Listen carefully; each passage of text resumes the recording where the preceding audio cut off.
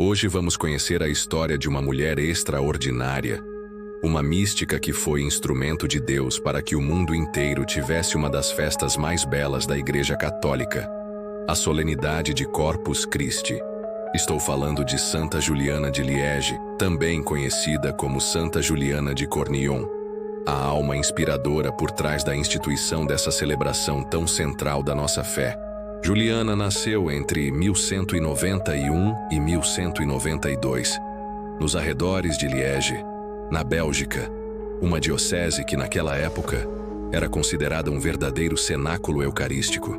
Era uma região profundamente devota ao Santíssimo Sacramento, onde teólogos e místicos meditavam sobre o valor supremo da Eucaristia, e onde havia grupos de mulheres consagradas que viviam em oração, adoração e caridade, sob a orientação de sacerdotes exemplares. Órfã aos 5 anos, Juliana e sua irmã Inês foram acolhidas pelas monjas agostinianas do convento leprosário de Mont-Cornillon, onde receberam formação humana, intelectual e espiritual.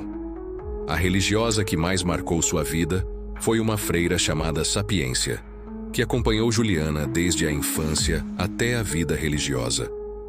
Com apenas 14 anos, Juliana recebeu o hábito agostiniano e tornou-se monja. Desde o início, destacava-se por sua obediência, sua disciplina e sua profunda vida de oração. Juliana tinha um amor especial pela Sagrada Eucaristia. Lia os padres da Igreja, especialmente Santo Agostinho e São Bernardo, em latim, e chegou a memorizar 20 sermões inteiros de São Bernardo para meditar sobre eles durante suas orações. Era uma alma contemplativa, com um senso muito vivo da presença de Cristo no Santíssimo Sacramento. Aos 16 anos, Juliana teve uma visão mística que mudaria para sempre a história da Igreja. Ela viu, durante uma adoração eucarística, a lua em seu esplendor, mas com uma mancha escura que lhe tirava parte do brilho. Em oração, o Senhor fez com que ela compreendesse o significado daquela visão. A lua representava a vida da Igreja na Terra, e a mancha era a ausência de uma festa específica dedicada à Eucaristia. Deus lhe pedia que trabalhasse pela instituição de uma celebração para honrar o Santíssimo Sacramento, a fim de aumentar a fé, reparar as ofensas e renovar o amor a Jesus Eucarístico. Juliana guardou esse segredo por cerca de 20 anos, compartilhando-o apenas com 2 amigas, a beata Eva, uma eremita, e a irmã Isabel, também do mosteiro de Mont-Cornillon. Juntas, formaram uma pequena aliança espiritual para promover o culto eucarístico. Mais tarde, buscaram a orientação de um cônego chamado João de Lausanne, que as ajudou a levar a proposta aos teólogos e ao bispo local. As respostas foram positivas e encorajadoras. Esse é um ponto importante. Juliana não quis agir por conta própria. Como ensina o Catecismo da Igreja Católica, toda inspiração espiritual verdadeira deve ser discernida pela oração e confirmada pela autoridade da Igreja. E assim fez Juliana. Esperou, rezou e submeteu tudo ao juízo dos pastores. O então bispo de Liege, Dom Roberto de Toretti, após refletir e rezar, aceitou o pedido de Juliana e instituiu pela primeira vez a festa de Corpus Christi na sua diocese. A celebração rapidamente se espalhou para outras regiões, mostrando o quanto o Espírito Santo agia por meio daquela humilde monja agostiniana. Mas a santidade sempre vem acompanhada de provações. Juliana enfrentou fortes resistências dentro do próprio clero e até perseguições de superiores e membros da comunidade religiosa.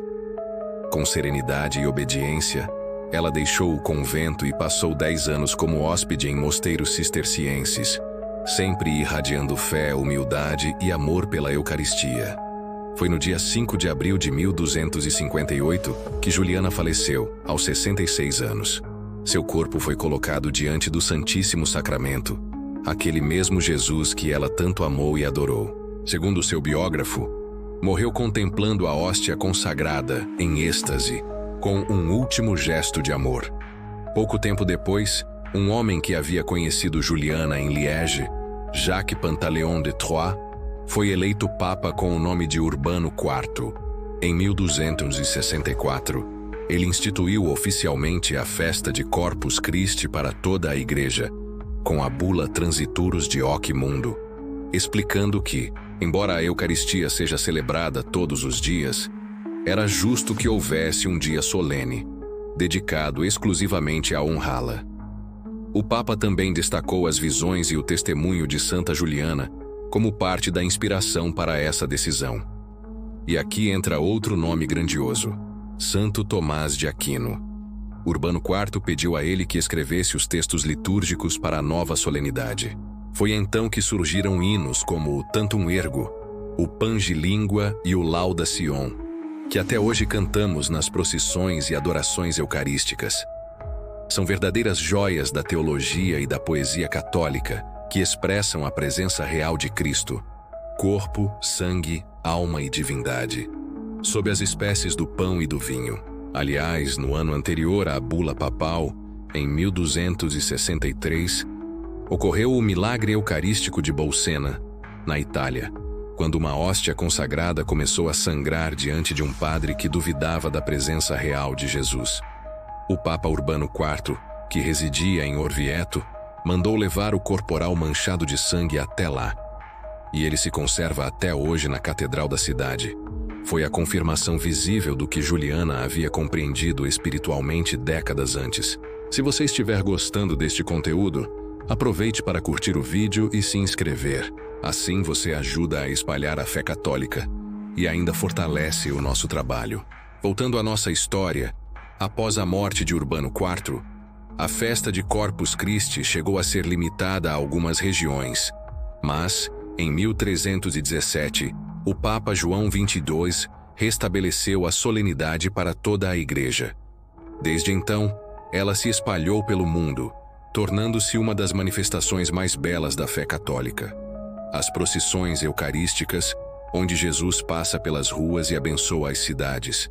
Santa Juliana foi canonizada em 1599, em Roma, pelo Papa Clemente VI.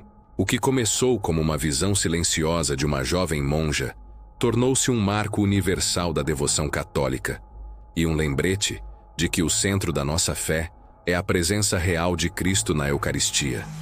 O Catecismo da Igreja Católica confirma essa verdade ao dizer que, na Eucaristia, está contido todo o tesouro espiritual da Igreja, o próprio Cristo, nossa Páscoa. E é exatamente isso que celebramos em cada missa, e de modo especial em Corpus Christi. A presença viva e verdadeira de Jesus, que continua a nos alimentar, perdoar e salvar. Muito obrigado por assistir até aqui. Que Jesus Eucarístico, que foi o centro da vida de Santa Juliana, também seja o centro da sua. E que a Virgem Maria, Mãe da Eucaristia, te conduza sempre mais perto do seu Filho. Que Deus te abençoe e até o próximo vídeo.